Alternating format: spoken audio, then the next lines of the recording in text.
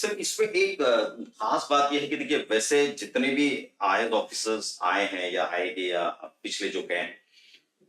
ठीक है, अपने तरीके से हर एक का अपना काम करने का तरीका है। आपका तरीका ये रहा है कि मुझे स्पॉन्टेनियसली जल्दी काम करना है, प्रॉपर काम करना है और लॉन्ग लॉन्ग पीरियड को लेकर अपने तरीके एक प्लानिंग करके काम करना है। ये अगर कहीं ब्रेक होता है, अभी जैसे आप अपने तरीके से पूरा काम कर कर जा रहे हो, अगला और उसके अगला उन बाकी आज आसपास की जितनी और भी ऑफिसर्स हैं, अगर उनको उस अंदाज में पूरा नहीं करते तो वहीं तो वो ब्रेक आता है और ये 25 मिलियन वापस से आके अपनी जगह पे खड़ा रह जाता है। और ये पिछला अनुभव हमारे शहर, हमारे डिस्ट्रिक्ट और बहुत सारे डिस्ट्रिक्ट के साथ होता है। इसके लिए मुझे लगता है कि कोई ऐसी स्ट्रेटेजिकल प्लानिंग जो कर जाए और आखिरी तक इंप्लीमेंट होते रहे। ये जो $25 बिलियन की इकोनॉमी का जो ओवरऑल प्लानिंग है, ये स्टेट लेवल और राष्ट्रीय स्तर पे हुआ है। ये कोई हमारा अलग से कोई स्कीम हमने नहीं निकाला है, इसलिए इसकी जो मॉनिटरिंग है, इसकी जो पॉलिसी डिसीजन है और सपोर्ट है, ये राज्य सरकार और केंद्र सरकार के माध्यम से ये कायम स्वरूप में चलता रहेगा और पूरे देश में चलता रहेगा। तो इसमें बिल्कुल भी कोई भी प्रकार का डिसरप्शन आने की कोई भी शक्यता नहीं है, बट इस अपॉर्चुनिटी को कैसे यूज किया जाए वो एक इंपॉर्टेंट चीज है। दूसरी चीज मैं आपको बिल्कुल क्लैरिफाई करना चाहूंगा कि कोई भी प्रकार का स्पॉन्टेनियस काम हम नहीं करते। मैं आपको बिल्कुल क्लियरली बताता हूँ कि हमारा जो जितना भी काम हमने किया है, इसमें दोनों चीज है। एक है कि लॉ प्रोसीजर्स का डीप नॉलेज अगर है तो आपको डिसाइड करने में या आपको री रेफर करने की जरूरत नहीं पड़ती। तो ये अगर आप कोई भी व्यक्ति अपने काम में लाना चाहता है तो उसके लिए आप जिस डोमेन में काम करते हैं उस डोमेन की डीप नॉलेज होना, उसका अभ्यास होना वो बहुत जरूरी है। तो अब आप क्विक डिसीजंस ले सकेंगे क्योंकि आपको पता है कि इसमें डिफरेंट डिफरेंट जो लॉज हैं, डिफरेंट कोर्ट्स के जो जजमेंट से वो क्या कहता है, वो हमें बिल्कुल, अगर आपको आपके माइंड में अगर वो क्लियर है तो आप डिसीजंस लेने में आपको हिचकिचाहट या घबराहट नहीं होगी। और ये एक इंपॉर्टेंट चीज है। कभी कभी डिसीजंस रेट्रोस्पेक्टिवली मे बी उसको और बेटर डिसीजंस लिया जा सकता था, परंतु गिवन सर्कमस्टांसेस एंड कंडीशंस में जो भी बेस्ट डिसीजन है उसको लेने की हम पूरी तरह से कोशिश करते हैं। दूसरी चीज मैं आपको ये भी बताना चाहूंगा कि मैनेजमेंट के जो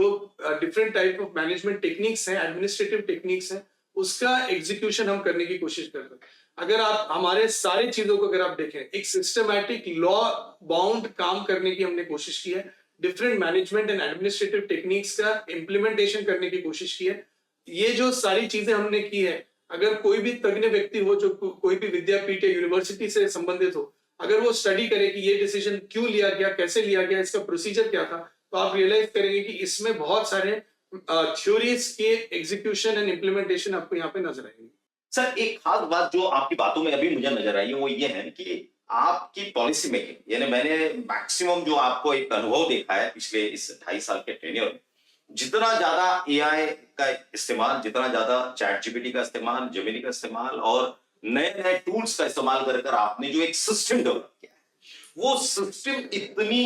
एक्यूरेट और इतनी परफेक्ट और इतनी लॉन्ग लास्टिंग बनी हुई है कि जिसकी वजह से आपको कई अवार्ड भी मिले। और मुझे ऐसा लगता है कि आप इसका इस्तेमाल कर सके, आपने लोगों को करवाया, सिस्टम को अपडेट किया, एआई जनरेटेड सिस्टम को लाकर लोगों को पेपरलेस करने की कोशिश करी ताकि ज्यादा से ज्यादा काम।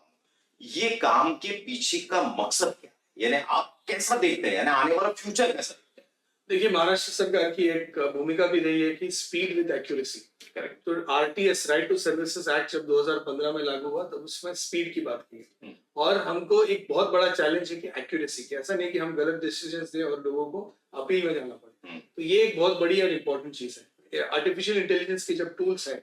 कभी भी एडमिनिस्ट्रेशन इवॉल्व करते रहना चाहिए और टेक्नोलॉजी का इंटीग्रेशन सालों से चल रहा है। जब टाइपराइटर हटा और कंप्यूटर्स है, वो एक था, इंटरनेट की यूसेज एक बहुत बड़ा टूल था और आर्टिफिशियल इंटेलिजेंस को यूज करने के लिए एक नॉलेज रिपोजिटरी क्रिएट करने की जरूरत थी, जिसके लिए महाराष्ट्र सरकार ने एक कमिटी बनाई थी, उसका मैं भी पार्ट था। और उस नॉलेज रिपोजिटरी के माध्यम से कलेक्टर ऑफिस या उससे संबंधित जितने भी कार्यालय हैं, उसके सारे रूल्स प्रोसीजर्स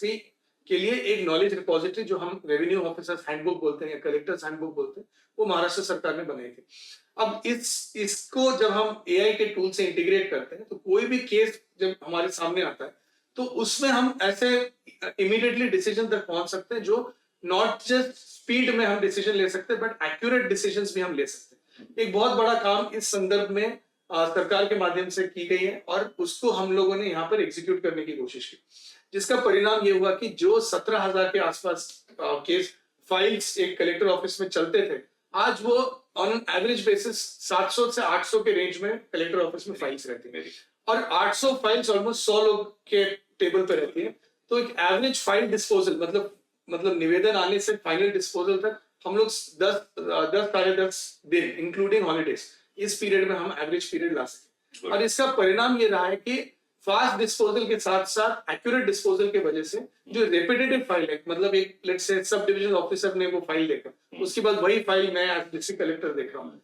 अपील की वजह से, तो ये हमने कुछ हद तक अवॉइड करने की कोशिश की और इसका परिणाम और इसका जो फायदा है बहुत सारे नागरिकों को हुआ है एंड